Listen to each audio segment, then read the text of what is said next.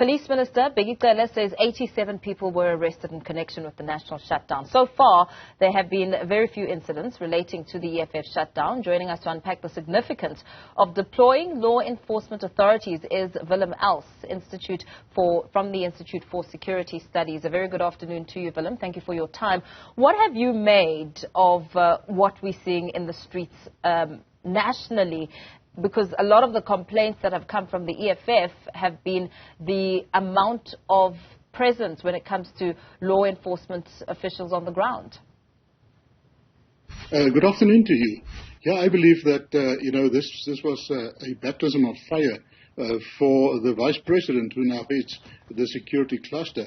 In the aftermath of what happened 2 years ago, where we experienced a complete failure on the side of government and the security cluster to actually effectively deal with the riots and what happened back then. So there was a lot of fear, there's a lot of fear-mongering in the long run to this event.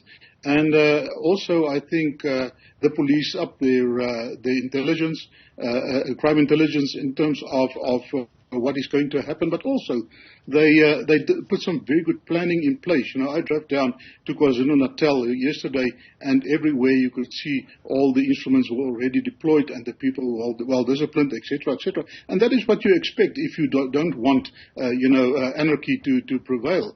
So I think it was a bit of a disappointment for the organizers of this marches, and they didn't get the numbers I believe that they maybe wanted to have.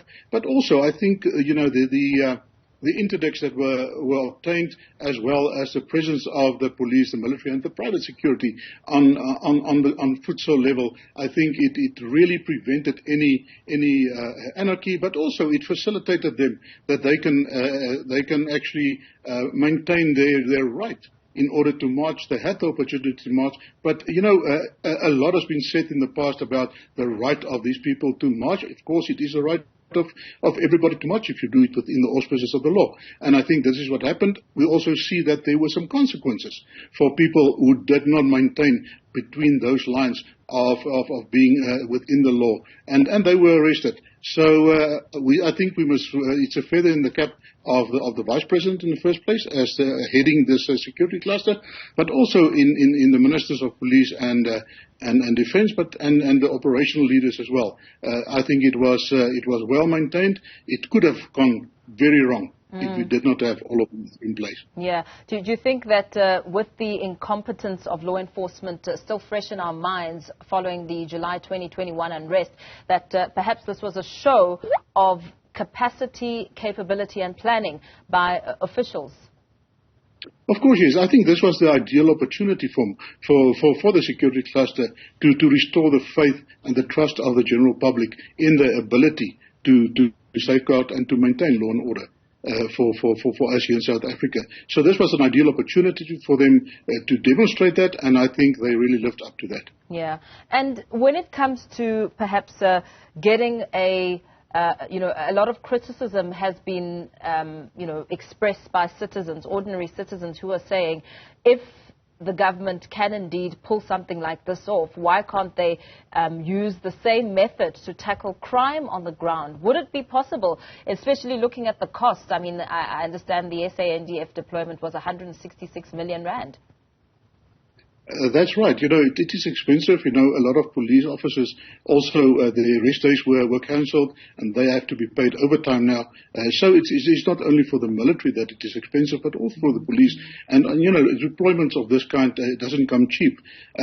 And I think this was a dry run for them, and it's rightly so.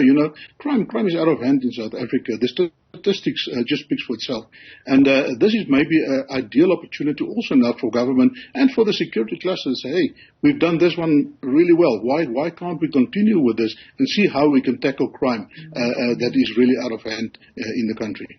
What do you think what would have happened if they were caught unprepared, and were they prepared to be caught unprepared? I think, it's a lot of speculation, but at the end of the day, I think we might have had some kind of a repeat of what happened 2 years ago.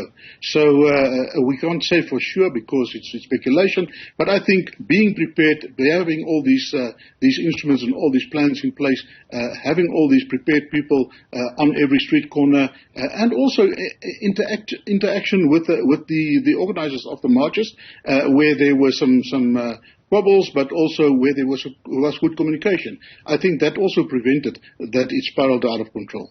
Very well. Thank you so much for your time. Perhaps let's leave it there for now. Willem Els from the Institute for Security Studies giving us some analysis around the strategy that has been used in preparing for the EFF's national shutdown.